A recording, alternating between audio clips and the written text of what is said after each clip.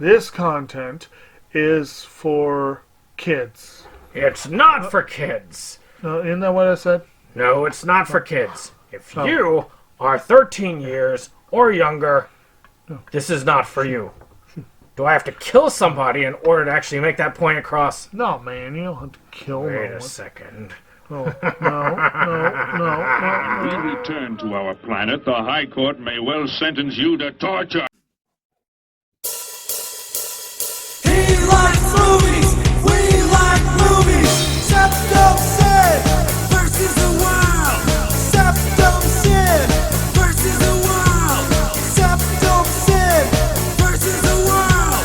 SeptumSin versus the world. I'd buy that for $1. Greetings! You're watching SeptumSin versus the world. I'm SeptumSin. And I'm going to show you what I got. Show me what you got. I want to see what you got. Oh boy. Alright, we've got some fun stuff here. A lot of indie stuff, which is really cool. So we're starting... I'm going to try and get this down here because So we're going to start with... Never Hike Alone, which is the ghost cut. Now this includes Never Hike Alone and Never Hike in the Snow. Now Never Hike Alone is this Friday the 13th fan film, but shot in a found footage way. This hiker goes through the woods, comes upon Camp Crystal Lake, and of course Jason. And Don't Hike in the Snow kind of continues that. Now this is the sequel, Never Hike Alone 2. And I'm not sure about this one.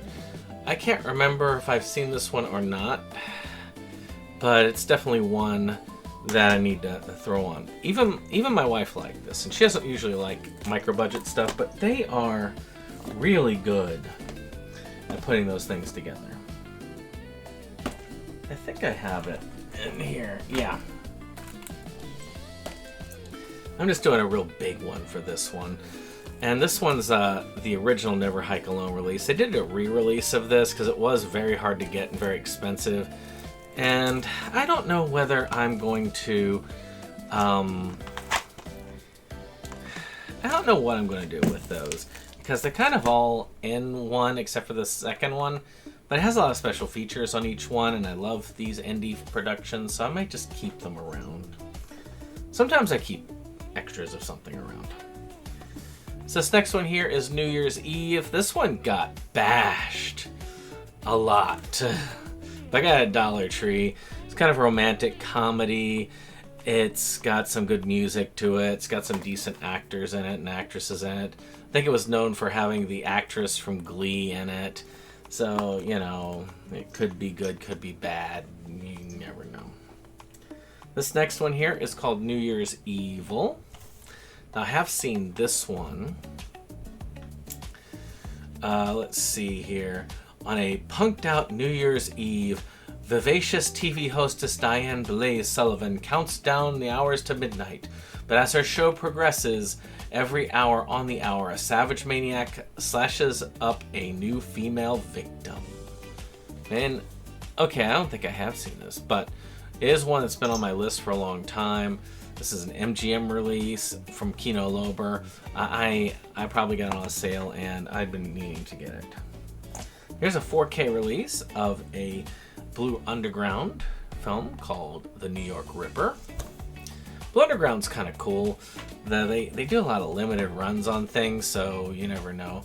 A blade-wielding psychopath is on the loose, turning the Big Apple bright red with the blood of beautiful young women, as NYPD Detective Fred Williams follows a trail of butchery from the decks of a Staten Island decks of the Staten Island ferry to the sex shows of Times Square. Now, what people may not realize is that back in the 80s and early 90s, before they were cleaned up, Times Square was a seedy place.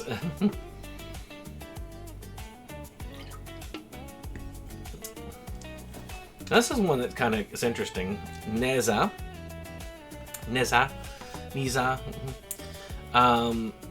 This is actually one of those that has like a Japanese folklore Chinese folklore, and is a Chinese animated film. And I heard it was really well received. So when it was for $1, I went ahead and got it at the Dollar Tree. I was curious about it. Okay. This here from SRS, Night of Doom. It's nightmare fuel, apparently. Unspecified future. Society is on the brink. Cities are divided into sectors. Violence and brutal murders are on the agenda, and a mysterious drug is tearing through the population called Doom. Well, yeah, I like to play a good game of Doom now and then myself. And then, final of the first pile here, is Night of the Zodiac, which is another SRS feature. I just like this copy. It looks pretty cool. Psychotic shot-on-video filmmaker is commissioned by the aging Zodiac killer to make a movie about him, all the while collecting more slaves for paradise. Which is pretty cool in and of itself.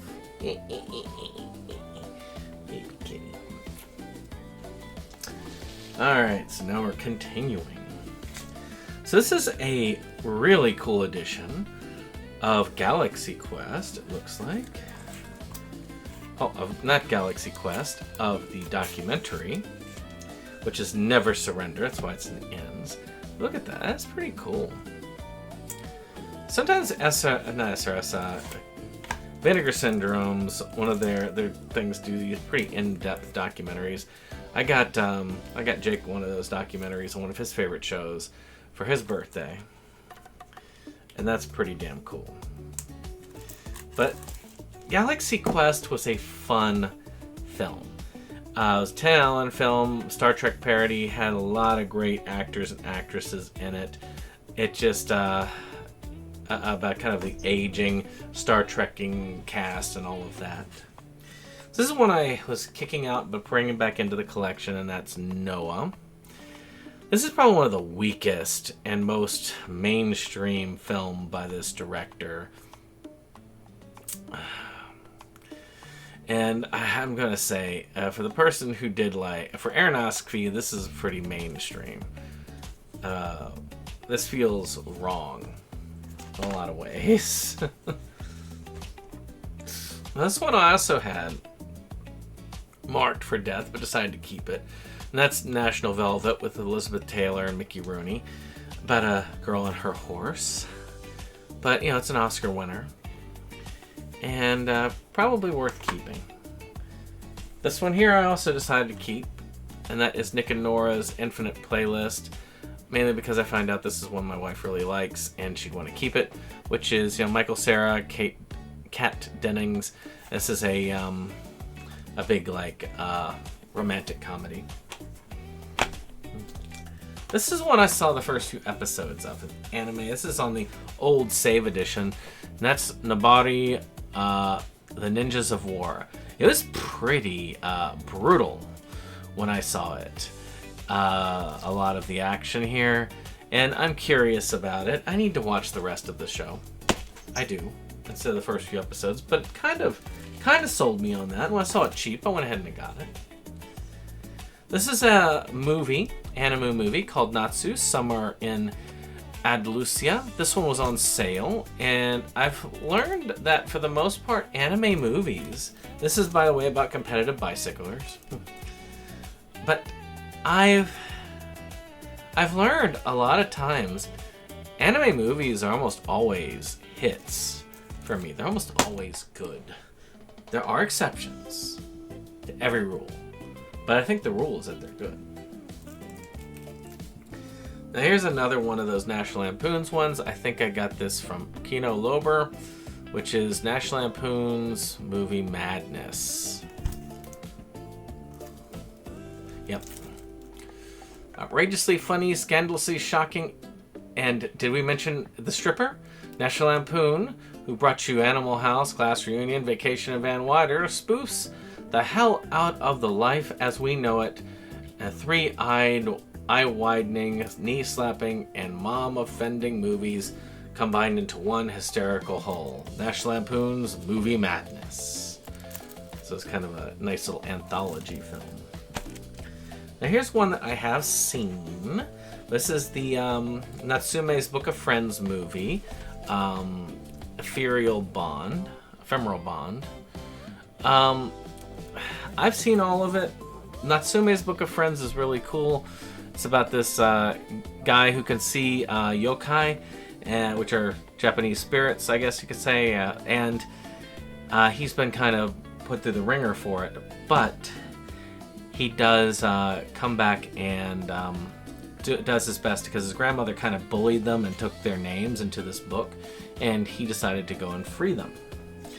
And they never finished it in America. Aniplex decided to release one of the movies, which is interesting, but not the rest of the series. I actually have all that they released legally here in the States, and I went ahead and I got a set that is not so legal, but a set that allows me to see the rest of it, so I could finally see all of Natsume's Book of Friends. The last of these is Neverending Man, Hayao Miyazaki. Now this is another documentary about the creator of Studio Ghibli, and things like My Neighbor Totoro and so on.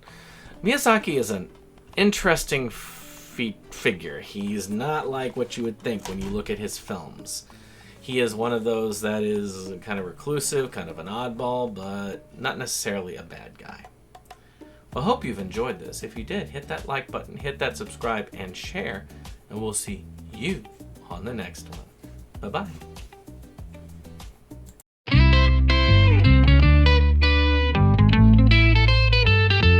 SeptumSin versus the world. It's that place for all the boys and girls. You'll feel real safe, you'll feel real warm. It's a cozy place to ride out the storm. SeptumSin.